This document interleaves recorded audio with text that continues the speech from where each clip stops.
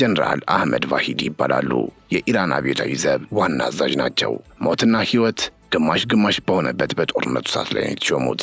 ቫሂዲ በውስጣቸው እጅግ አደገኛና የተራቀቀ ወታደራዊ አእምሮን ደብቀው የያዙ ሰው ናቸው ይባላል። አያቶላ ሞጅተባ በዚያ በችግር ሰዓት ሀገሪቱን ይታደጋል ብለው የሾሟቸው ናቸው። የተከበራችሁ የኢትዮ ግሎባል ቤተሰቦቻችን በዛሬ ፕሮግራማችን ጦርነቱን በስተጀርባ ሆነው የሚዘውረውንና የኢራን መንግስት የጀርባ አጥንት ተብሎ የሚጠራውን የዚህን ጀነራል አስገራሚ ታሪኮች እናደርሳችኋለን።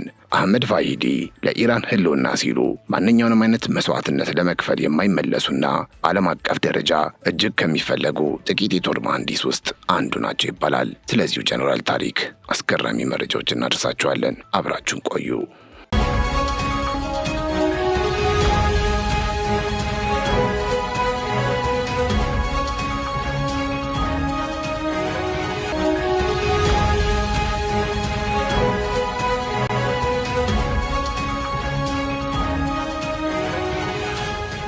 የቫሂዲ ስብዕና የተገነባው በ1979 የኢራን አብዮት ማግስት ሲሆን በወቅቱ የኤሌክትሮኒክስ ተማሪ እያሉ አብዮታዊ ዘቡ ገና እንደተመሰረተ በወጣትነታቸው ተቀላቀሉት።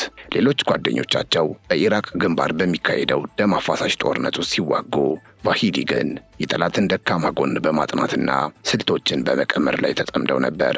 ኢራን ከትላልቅ የዓለም ኃይሎች ጋር ፊት ለፊት በሚደረግ ባህላዊ ጦርነት ፈጽሞ ማሸነፍ እንደማትችል የተረዱት ገና ያኔ ሲሆን ይህም አስተሳሰባቸውን ቀየረው። በዚህም ኢራን አሁን የምትከተለውን ያልተመጣጠነ ውጊያ የሚባለውን ወይም አሲሜትሪክ ዋርፌር የተሰኘውን ወታደራዊ ፍልስፍና በመመስረት የኢራንን የውጊያ ባህል ቀየሩት። በ1981 የደህንነት ጉዳዮች ምክትል አዛዥ በነበሩበት ወቅት የምዕራባውያንን ተጽዕኖ እንዴት ማዳከም እንደሚቻል ዝርዝር ጥናቶችን ሲያዘጋጁም ቆይተዋል። በኋላ ላይ ደግሞ በ1988 ቫሂዲ ትልቅ አደራ ተሰጣቸው። ይህም አዲስ የተቋቋመውን የቁዱስ ኃይል በአዛዥነት እንዲመሩ በመሾማቸው ነበር። ይህ የጦር ክፍል አብዮቱን ወደ ውጭ ለመላክና በሌሎች አገሮች ውስጥ የወኪል ቡድኖችን ለማደራጀት ታስቦ የተመሰረተ ኢራናዊ የሚስጥር ስብስብ ነው። ቫሂዲ የኃይሉ መሪ ብቻ ሳይሆኑ መላው መዋቅሩና ስልቱ እንዴት መሆን እንዳለበት የቀረጹ የመጀመሪያውና ዋናው አርክቴክት ነበሩ። ታዋቂው ቃሲም ሱሌማኒ በኋላ የተረከበውና በዓለም ከሚፈሩት ቡድኖች መካከል አንዱ የሆነውን ቡድን ከባዶ የገነቡትና መሰረት ያስያዙት ቫሂዲ እንደሆኑ የታሪክ ድርሳናት ያረጋግጣሉ። በሊባኖስ በሱዳንና በሌሎች አካባቢዎች በተለያዩ ስሞች እየተዘዋወሩ የሽምቅ ውጊያ ስልጠናዎችንና የሚስጥር አባላትን በብቃት በማደራጀት ትልቅ ውጤት አምጥተዋል። በእሳቸው እይታ አንድ የሚስጥር ጦር ከሺህ ታንኮች በላይ ዋጋ ያለው ሲሆን ለዚህም ነው ዛሬ የወኪሎች አባት ተብሎ የሚጠሩት። ሚሳኤልን በተመለከተ ቫሂዲ በ80ዎቹ መገባደጃ ላይ ከወቅቱ መሪ አሊ ሐሜኒ ጋር ወደ ሰሜን ኮሪያ ተጉዘው የሚስጥር ቴክኖሎጂ ሽግግር አድርገዋል። የጉዞ ዋነኛው ግብ የኢራንን ባለስቲክ ሚሳኤል ፕሮግራም ማሳለጥ ሲሆን ቫሂዲ የሚሳኤል ክምችት ለኢራን ብቸኛ ዋስትና መሆኑን በጽኑ ያምኑ ነበር። የሰሜን ኮሪያ መሐንዲሶችን በመጠቀም የሶቪየት ዘመን ሚሳኤሎችን በማሻሻል ዛሬ ኢራን የምትመካበትን የሻሃብ ሚሳኤል ዝርያዎችን ለመፍጠር ሌት ተቀን ሰርተዋል። በአብዮታዊ ዘብ ውስጥ የሚሳኤል ሰው ተብለው የሚጠሩት ቫሂዲ የጦር መሳሪያ ንድፎችን በመለወጥ የኢራንን ታሪክ ቀይረዋል። በአሁኑ ጦርነት ላይም ኢራን የምትተኩሰው እያንዳንዱ ሚሳኤል ቫሂዲ በሚስጥር ያዘጋጁትና የገነቡት የቴክኖሎጂ ውጤት እንደሆነ ባለሙያዎች ይስማማሉ። ይህ የሚሳኤል አቅም ዛሬ ኢራንን ከውጭ ወረራ እንድትከላከል ያስቻላት ትልቁ መከላከያ ሲሆን ይህም የእሳቸው የረጅም ጊዜ ሥራ ውጤት ነው። በ2005 ቫሂዲ ወደ ፖለቲካው መድረክ ሲሸጋገሩ በመከላከያ ምክትል ሚኒስትርነትና በኋላም በሚኒስትርነት ደረጃ ሀገራቸውን አገልግለዋል። ምንም እንኳ ምዕራባውያን በሽብርተኝነት በሚፈልጓቸው ሰው ውስጥ ቢቆጠሩም ቫሂዲ ግን የኢራንን የጦር ማሽን በመገንባት ላይ ብቻ ትኩረት አድርገው ነበር። በሚሊዮን የሚቆጠር ዶላር ወደ ሀገር ውስጥ የጦር መሳሪያ ምርት በማዞር ኢራን በራሷ የምትተማመን ወታደራዊ ኃይል እንድትሆን ትልቅ ሚና ተጫውተዋል። በተለይም የድሮን ወይም ሰው አልባ አውሮፕላኖችን ቴክኖሎጂ በማሳደግ ኢራንን ከመሳሪያ ገዥነት ወደ ትልቅ ላኪነት የቀየሩት የእሳቸው ስልታዊ አመራር ውጤት ነው። ይህ የኢንዱስትሪ ግንባታ ዛሬ ለሚካሄደው ጦርነት አስፈላጊ የሆኑ ቁሳቁሶችን ያለማቋረጥ ለማቅረብ የሚያስችል ጠንካራ መሰረት ጥሏል። አንድ ወታደራዊ መሪ በቢሮ ውስጥ ሆኖ እንደ ግንባር ተዋጊ ሀገሪቱን እንዴት ማጠናከር እንደሚችል ቫሂዲ በተግባር ያሳዩ ወርቃማ ሰው ናቸው ይባልላቸዋል። በ2022 በኢራን ተቃውሞ ሲቀሰቀስም ቫሂዲ የአገር ውስጥ ጉዳይ ሚኒስትር በመሆን የተቃውሞውን ማዕበል ያረገቡም ሰው ነበሩ። ተቃውሞውን እንደ ህዝባዊ ጥያቄ ሳይሆን በምዕራባውያን የሚመራ የመንግስት ግልበጣ ሙከራ አድርገው በመቁጠር ቁጣውን አርግበዋል። በወቅቱ በሺዎች የሚቆጠሩ ዜጎች ሲታሰሩና በመቶዎች የሚቆጠሩ ሲገደሉ ቫሂዲ ለስርዓቱ ያላቸውን ፍጹም ታማኝነት ለአያቶላ አሊ ኻሜኒ አረጋግጠዋል። በሰብአዊ መብት ጥሰት ምክንያት በአሜሪካና አውሮፓ ህብረት ተጨማሪ ማዕቀቦች ቢጣሉባቸውም ቫሂዲ ግን የስርዓቱን ደህንነት ከምንም በላይ አስቀድመዋል። ይህ በሀገር ውስጥ ያሳዩት ቁርጠኝነት ነው እንግዲህ በአሁኑ ጦርነት አብዮታዊ ዘቡን በበላይነት እንዲመሩ ዋነኛ ምክንያት የሆናቸው። ቫሂዲ ለኢራን እስላማዊ ሪፐብሊክ ህልውና ሲሉ ማንኛውንም አይነት መስዋዕትነት ለመክፈል ዝግጁ የሆኑ ጀነራል ናቸው ይባላል።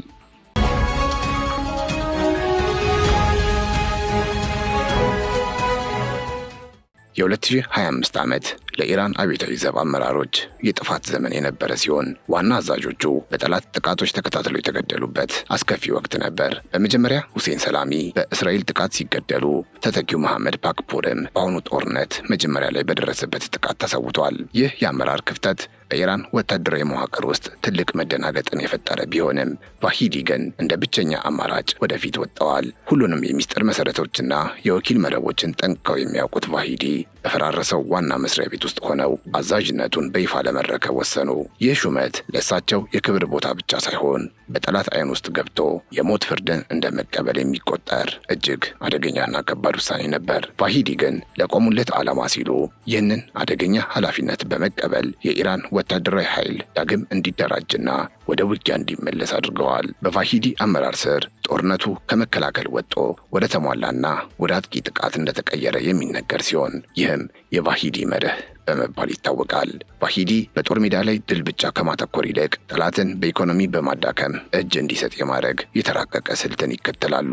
የዓለም የነዳጅ ገበያን በማወክና በባህረ ሰላጤው ዘይት ማጣሪያዎች ላይ የድሮን ጥቃት በመሰንዘር ዓለም አቀፍ የኢኮኖሚ ቀውስ እንዲፈጠር አድርገዋል። የሆርሙዝ የባህር ወሽመጥ ላይ ፈንጂዎችን በመቅበርና የነዳጅ ዋጋ $100 በላይ እንዲገባ በማድረግ ምዕራባውያንን ለድርድር ለማስቀመጥ በቆራጥነት ሲሰሩ የነበሩት እሳቸው ናቸው። ለዚህ ዓላማ ሲሉ የኢራንን ኢኮኖሚ መስዋዕት ለማድረግና ህዝባቸውን ለችግር ለመዳረግ ምንም ጸጸት የማይሰማቸው ጨካኝ መሪም ናቸው ይባላል። ለእሳቸው ጦርነቱ የኒውክሌር ጉዳይ ብቻ ሳይሆን የኢራን እስላማዊ አብዮት በዓለም ላይ ያለውን የበላይነትና የመጽናት አቅም ስለማረጋገጥም ጭምር ነው። ቫሂዲ ለደህንነታቸው ሲሉ በአንድ ቦታ ከአንድ ሌሊት በላይ የማይቆዩ ሲሆን በዛግሮስ ተራሮች ውስጥ በጥልቀት በተቆፈሩ የሚስጥር ምሽጎች ሆነው ይሰራሉ። ከእነዚህ ባንከሮች ውስጥ ሆነው በየመን በሊባኖስና በሶሪያ ያሉትን የወኪል ቡድኖች እንቅስቃሴና የሚሰነዘሩትን ጥቃቶች በቅርበትና በዝርዝር ይከታተላሉ። የኤሌክትሮኒክስ ጠለፋን ለመከላከል በሚስጥር ሽቦዎችና በአሮጌ ዘዴዎች በመጠቀም መመሪያዎችን ወደ ተዋጊዎቻቸው በብቃትና በሚስጥር የማስተላለፍ ጥበብም አላቸው። አመራራቸው የተማከለ ሳይሆን በየቦታው ላሉ የቡድን መሪዎች ነጻነት የሚሰጥ በመሆኑ ጠላት አመራሩን በመምታት ጦርነቱን እንዲያቆም እድል አይሰጥም። ቫሂዲ አብዮታዊ ዘቡ እንደ ሃይድራ እባብ አንድ ራሱ ሲቆረጥ ሌላ ሁለት ራስ እንዲያበቅል አድርገው በዘመናዊና በአሮጌ ስልት ገንብተውታል ሲሉ ይሞካሻሉ። ይህ አይነቱ አመራር አሜሪካና አጋሮቿ የኢራንን ወታደራዊ መዋቅር ለመበተን የሚያደርጉትን ጥረት ሁሉ ከንቱና ዋጋ የሌለው እንዲሆን አድርጎታል። አሁን በ67 ዓመታቸው ቫሂዲ ይህንን ጦርነት በሕይወት እንደማይጨርሱትና ሰማዕት ሊሆኑ እንደሚችሉ በሚገባ ተረድተው የተዘጋጁ ሰው እንደሆኑ ራሳቸው ይናገራሉ። አብረዋቸው የነበሩ ጓደኞቻቸውና መሪዎቻቸው አንድ በአንድ ሲገደሉ በማየታቸው ለሞት ያላቸው ፍርሃት ተወግዶ ለዓላማቸው መሞትን እንደ ትልቅ ክብር ይቆጥሩታል። የሚፈልጉት የሰላም ስምምነት ሳይሆን የምዕራባውያንን የበላይነት ሰብሮ የታሪክ አሻራቸውን ጥለው ማለፍ ነው። ቫሂዲ ከኢራን አፈርና ከቆሙለት አብዮት ጋር እጣ ፋንታቸው የተቆራኘ በመሆኑ እስከ መጨረሻው የደም ጠብታ ድረስ ለመዋጋት ቆርጠው እንደተነሱ የሚያውቋቸው ሁሉ ይናገሩላቸዋል። ከዚህ ባሻገር ቫሂዲ በውጭ ግንባር ብቻ ሳይሆን በኢራን ውስጥም ያለውን ህዝባዊ አመፅ ለመቆጣጠር ባሲጅ የተባለውን ሚሊሻ ወደ ሰፊ የክትትል መረብ ቀይረዋል። በየሰፈሩና በየመንደሩ ሰላዮችን በማሰማራት ማንኛውንም አይነት የተቃውሞ ድምፅ ገና ሳይወለድ እንዲቀበር የሚያደርግ መጋረጃ በሀገሪቱ ላይ ዘርግተዋል። ጦርነቱን እንደ መልካም አጋጣሚ በመጠቀም የቀሩትን ጋዜጠኞችና የለውጥ ፈላጊ ድምፆችን ለዘላለም ዝም ለማሰኘት የሚያስችል ህግና መመሪያም አውጥተዋል ይባላል። ለእሳቸው በውጭ ሀገር ወታደርና በሀገር ውስጥ ተቃዋሚ መካከል ምንም ልዩነት የሌለ ሲሆን ሁለቱም የስርዓቱ ጠላቶችና መወገድ ያለባቸው መሰናክሎች መሰናክሎች ናቸው ብለው ያምናሉ። ይህ የውስጥ ሰላምን በኃይል የማስከበር ስልታቸው የኢራን መንግስት ከውጭ ጥቃት ጎን ለጎን ከውስጥም እንዳይፈርስ ትልቅ ዋስትና ሆኖለታል ይባላል። አሁን የታወጀው ጊዜያዊ የተኩስ አቁም ስምምነትም ለቫሂዲ የሰላም መንገድ ሳይሆን ለቀጣይ ጦርነት ትጥቅን ለማደራጃ የሚሆን ስልታዊ እረፍት እንደሆነ ይገመታል። በዚህ እረፍት ወቅት በሊባኖስና በሶሪያ ያሉትን የወኪል ቡድኖችን በሚሳኤልና በድሮን ለማስታጠቅና የተመቱ መሰረቶችን ለመጠገን በከፍተኛ ፍጥነት እየሰሩ ይገኛሉ። ቫሂዲ ተዋጋና ተደራደር የሚለውን የአብዮተኞች ስልት በመጠቀም ዲፕሎማቶች በሚያወሩበት ወቅት እሳቸው ግን ለከፋ ጥቃት ዝግጅት እያደረጉ ነው። የምዕራባውያን ሀገራት በጦርነትና በነዳጅ ዋጋ መናር ምክንያት ዝለው እጅ እስኪሰጡ ድረስ ቫሂዲ በትዕግስትና በብልሃት ጦርነቱን የመቀጠል እቅድ አላቸው። የተኩስ አቁሙ ለዓለም ሕዝብ እፎይታ ቢመስልም ለቫሂዲ ግን ጠላትን በድንገት ለመምታት የሚያስችል የቼዝ ጨዋታ አካልና ትልቅ ስልታዊ እርምጃ ነው። ቫሂዲ የጠላቶቻቸውን ድክመት በመጠቀም ጦርነቱን በድል ለመደምደም የሚያስችላቸውን አጋጣሚ ሁሉ በትዕግስት እየተጠባበቁ ይገኛሉ። ከዚሁ ጋር ተያይዞ አህመድ ቫሂዲ በዛሬው ጊዜ በዓለም ላይ በብዛት ማዕቀብ የተጣለባቸው ሰው ቢሆኑም በቴሄራን ቪላዎቻቸው ውስጥ ግን የሩሲያና የቻይና ልዑካንን በክብር ያስተናግዳሉ። ምዕራባውያን በሽብርተኝነት ቢፈርጇቸውም እሳቸው ግን ከምስራቁ ዓለም ጋር ጠንካራ ወታደራዊና ኢኮኖሚያዊ ትብብር በመፍጠር የኢራንን መገለል ቀርፈዋል ይባላል። የሩሲያን የሳተላይት መረጃና የቻይናን የቴክኖሎጂ ውጤቶች በመጠቀም ምዕራባውያንን የሚገዳደር አዲስ ዓለም አቀፍ የኃይል አሰላለፍ ለመፍጠር በግንባር ቀደምትነት እየሰሩም ነው። በቫሂዲ እይታ ኢንተርፖልና ዓለም አቀፍ ሕግጋት የምዕራባውያን መሳሪያዎች ብቻ ሲሆኑ እሳቸው ግን እነዚህን ሕጎች በመጣስ የራሳቸውን ኢምፓየር መስርተዋል። ከአፍጋኒስታን እስከ ሜዲትራሊያን ባህር ድረስ የተዘረጋው የኢራን ተጽዕኖ የእሳቸው የረጅም ዘመን የሥራ ውጤትና የዲፕሎማሲያዊ ብልሃታቸው ማሳያ ተደርጎ ይወሰዳል። ቫሂዲ ዛሬ በዓለም አቀፍ ደረጃ የተገለሉ ቢመስሉም በተግባር ግን የምዕራባውያንን የበላይነት የሚፈታተኑ የአዲሱ ምስራቃዊ ዘንግ ቁልፍ መሐንዲስና መሪ ሆነዋል። በዚህ ምክንያት ቫሂዲን ከኢራን ወታደራዊና ፖለቲካዊ መዋቅር ውስጥ ማስወገድ ማለት መላው የጦርነት ጥረትና የኢራንን መዋቅር ወደ መበታተንና ወደ ትርምስ እንዲያመራ ማድረግ ነው ሲሉ ባለሙያዎች ይናገራሉ። እሳቸው የተለያዩ የአይአርጂሲ ክፍሎችንና የሃይማኖት መሪዎችን በአንድነት በማስተሳሰር የስርዓቱን ህልውና የሚያረጋግጡ ብቸኛና ጠንካራ የጀርባ አጥንት ናቸው ይባላል። የወታደራዊ ሎጂስቲክስ እውቀታቸውና አብዮታዊ ጽናታቸው ወጣቶቹን መኮንኖች በአንድ ዓላማ ስር አሰልፎ ለማቆየት አስችሏቸዋል። ያለ ቫሂዲ አመራር በኢራን ወታደራዊ አመራር ውስጥ የስልጣን ሽኩቻ ሊነሳና ሀገሪቱ ለጠላት ጥቃት ይበልጥ ተጋላጭ ልትሆን እንደምትችል በሰፊው ይገመታል። ቫሂዲ የአብዮቱን የመጀመሪያ ቀናት የሚያስታውሱ የመጨረሻው አንጋፋ መሪም በመሆናቸው ለስርዓቱ የቆየና የማይናወጥ ህጋዊነትና ጥንካሬ የሚሰጡ ታላቅ ሰው ናቸው ይባላል። በአሁኑ ጦርነት እሳቸው የመካከለኛ ምስራቅን ዕጣ ፈንታ በእጃቸው የያዙና የጦርነቱ ሞተር የሆኑ እጅግ አስፈላጊና ወሳኝ ግለሰብ ተደርገው ይወሰዳሉ።